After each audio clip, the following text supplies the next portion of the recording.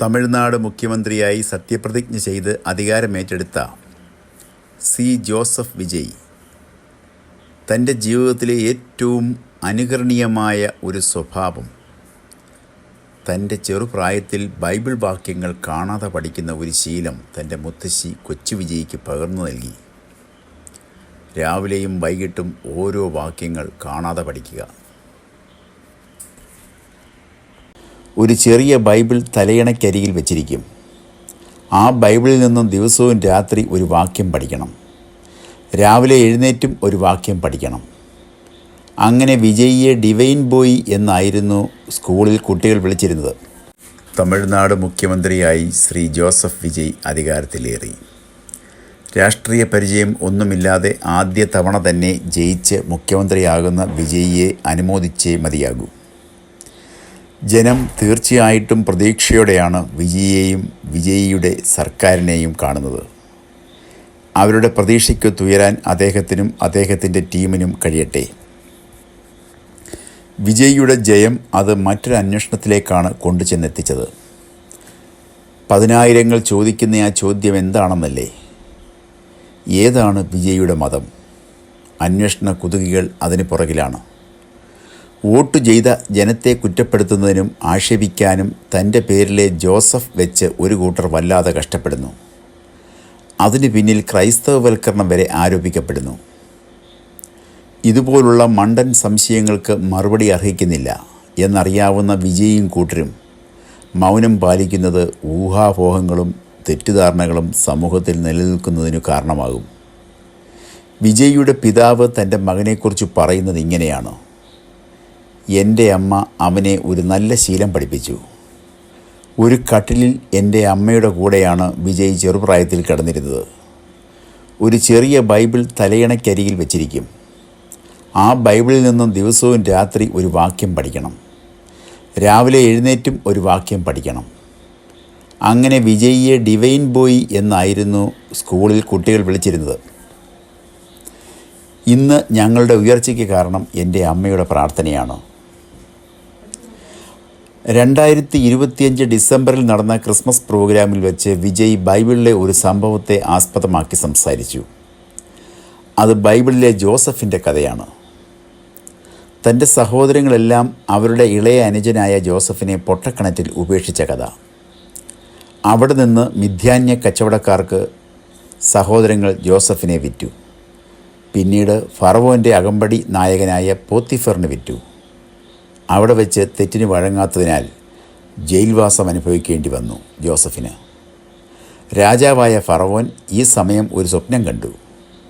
സ്വപ്നത്തിൻ്റെ അർത്ഥം മനസ്സിലാകാതെ കുഴങ്ങിയ ഫറവോന് അദ്ദേഹം കണ്ട സ്വപ്നത്തിൻ്റെ അർത്ഥം വിശദീകരിക്കാൻ ഒടുവിൽ ജയിലിൽ കിടന്ന ജോസഫ് വരേണ്ടി വന്നു.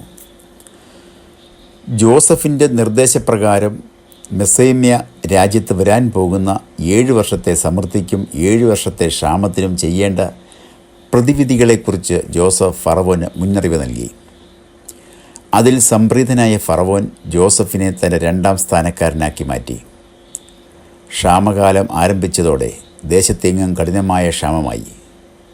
ജോസഫിൻ്റെ പിതാവ് യാക്കോബും ജോസഫിൻ്റെ സഹോദരങ്ങളും താമസിച്ചിരുന്ന കനാൻ നാട്ടിലും ക്ഷാമമുണ്ടായി. മിസ്രൈമിൽ ധാന്യമുണ്ടെന്ന് കേട്ട യാക്കോബ് തൻ്റെ പുത്രന്മാരെ മിസ്രൈമിലേക്ക് അയക്കുന്നു. തൻ്റെ സഹോദരന്മാരെ ദൂരെ വച്ച് മനസ്സിലാക്കിയ ജോസഫ് ഒരു പരിചയവും ഇല്ലാത്തവരെ പോലെ അവരോട് പെരുമാറി. പിന്നീട് അവർക്ക് വേണ്ട സാധനങ്ങൾ നൽകി. സന്തോഷത്തോടെ മടക്കുന്നു. തന്നെ ഒറ്റപ്പെടുത്തിയ സഹോദരങ്ങൾക്ക് മുന്നിൽ ദൈവം മാനിച്ച ജോസഫിനെയാണ് ഇവിടെ കാണാൻ കഴിയുന്നത്. ഈ കഥ വിജയ് തൻ്റെ വാക്കുകളിൽ പറഞ്ഞപ്പോൾ ആ ഓഡിറ്റോറിയത്തിൽ കൂടിയവരുടെ നിർത്താതെയുള്ള കയ്യടിയായിരുന്നു.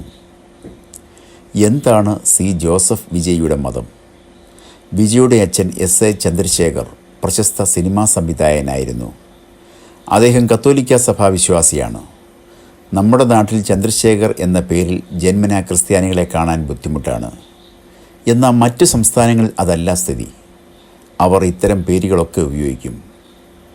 പേര് വെച്ച് ക്രിസ്ത്യാനികളെ തിരിച്ചറിയുക മറ്റു സംസ്ഥാനങ്ങളിൽ അല്പം പ്രയാസകരമാണ്. എന്നാൽ ക്രിസ്ത്യൻ പേരുകൾ ഇല്ലെന്നല്ല. അതിനർത്ഥം അവിടങ്ങളിൽ ഇംഗ്ലീഷ് പേരുകൾ, ബൈബിൾ പേരുകൾ ഒക്കെ ധാരാളമായി ഉപയോഗിക്കുന്നതും കണ്ടിട്ടുണ്ട്. വിജയ് കുട്ടിക്കാലത്ത് കത്തോലിക്ക പള്ളിയിൽ ആദ്യ കുർബാന സ്വീകരിക്കുന്ന ചിത്രങ്ങൾ ഇപ്പോൾ പ്രചരിക്കുന്നുണ്ട്. വിജയുടെ പിതാവ് വേളാങ്കണ്ണി ഭക്തനായിരുന്നു. അദ്ദേഹത്തിന് വി ക്രിയേഷൻസ് എന്ന നിർമ്മാണ കമ്പനി ഉണ്ടായിരുന്നു. അദ്ദേഹത്തിൻ്റെ മുൻ ഔദ്യോഗിക ലെറ്റർ ഹെഡിൻ്റെ മുകളിൽ ജീസസ് സേവ്സ് എന്ന ആലേഖനം ചെയ്തിരുന്നു. വിജയ് ഒരു അഭിമുഖത്തിൽ താൻ വിശ്വാസിയാണെന്ന് ഉറപ്പിച്ചു പറയുന്നു. അതെ, പള്ളിയിൽ പോകുന്നയാളാണ് ഞാൻ. വിജയുടെ സിനിമാ ജീവിതം രൂപപ്പെടുത്തുന്നതിൽ പിതാവ് നിർണായക പങ്ക് വഹിച്ചു.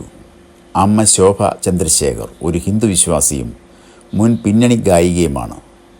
താനും ചന്ദ്രശേഖരും പ്രണയവിവാഹത്തിലായിരുന്നുവെന്നും ഇരു മതങ്ങളെയും ഒരേ വീട്ടിലേക്ക് കൊണ്ടുവന്നുവെന്നും ശോഭ അഭിമുഖങ്ങളിൽ പറഞ്ഞിട്ടുണ്ട്.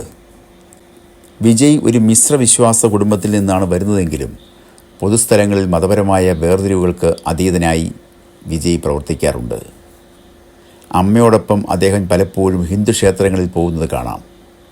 നെറ്റിയിൽ ചന്ദനത്തിലകം ധരിച്ചും ചിലപ്പോൾ കഴുത്തിൽ രുദ്രാക്ഷമാല ധരിച്ചും ആരാധകർ അദ്ദേഹത്തെ കണ്ടിട്ടുണ്ടത്രേ. ജോസഫ് വിജയ് തമിഴ്നാട്ടിലെ ആദ്യത്തെ ക്രിസ്ത്യൻ മുഖ്യമന്ത്രിയാകാൻ പോകുന്നു. കേരളത്തിൽ ക്രിസ്ത്യൻ സമുദായത്തിൽ നിന്നുള്ള AK ആൻ്റണിയും ഉമ്മൻചാണ്ടിയും മുഖ്യമന്ത്രിമാരായി സേവനമനുഷ്ഠിച്ചിട്ടുണ്ട്. ആന്ധ്രാപ്രദേശിൽ YS രാജശേഖര റെഡ്ഡിയും YS ജഗൻമോഹൻ റെഡ്ഡിയും മുഖ്യമന്ത്രിമാരായി സേവനമനുഷ്ഠിച്ചിട്ടുണ്ട്. തുടങ്ങിയ അവകാശവാദങ്ങൾ സോഷ്യൽ മീഡിയയിൽ നിറയുമ്പോൾ അവരുടെ വിശ്വാസങ്ങൾ മറ്റുള്ളവർക്ക് ദോഷമായോ ദ്രോഹമായോ തീർന്നതായി ആരും പറയില്ല. എല്ലാവരെയും തുല്യതയോടെ കാണുന്നതിലും സംശുദ്ധ ഭരണം കാഴ്ചവെക്കുന്നതിലുമായിരിക്കണം ഒരു ഭരണാധികാരിയുടെ പ്രധാന. கடவுள் நம்பிக்கை உண்டுன்னு அறிவிச்சது ஏன் தெரியுமா? உண்மையான நம்பிக்கை தான் நல்லிணக்கத்தை விதைக்கும். அதுக்கு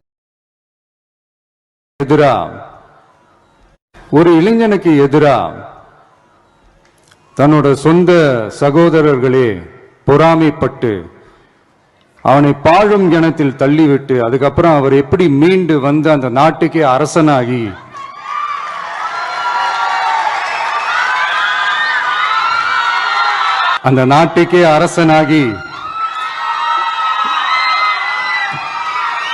தனக்கு துரோகம் செஞ்ச தன்னுடைய சகோதரர்கள் மட்டுமல்ல அந்த நாட்டையே எப்படி காப்பாத்தினாருன்னு சொல்லி இந்த மாதிரி நிறைய இன்ட்ரெஸ்டிங்கான கதைகள்லாம் பைபிள்ல இருக்கு. எங்க அம்மாவோட தான் படுப்பார். ஆச்சின்னு எங்க அம்மாவோட தான் படுப்பார். ஒரு நல்ல பழக்கப்படுத்திட்டாங்க எங்க அம்மா. ரெண்டு பேரும் ஒரே கட்டில் படுப்பாங்க. அப்போ இவர் தலாணி கடியில் ஒரு சின்ன பைபிள் இவ்வளவு சைஸில் பைபிள் வரும். அந்த பைபிள் அவன் தலாணி கடியில் இருக்கும். ராத்திரி படுக்கும்போது ஒரு வேர்ஸ் படிச்சுட்டு தான் படுக்கணும். காலையில் எந்திரிச்ச உடனே அந்த தலானியிலேருந்து அந்த பைபிள் எடுத்து ஒரு வேர்ட்ஸ் படிச்சுட்டு தான் வெளியே போகணும். அப்படி பழக்கப்படுத்துனாங்க. அதனால தான் ஒரு ஸ்கூலில் கூட விஜய் சொல்லுவாங்க அவர் டிவைன் பாய் அப்படின்பாரு.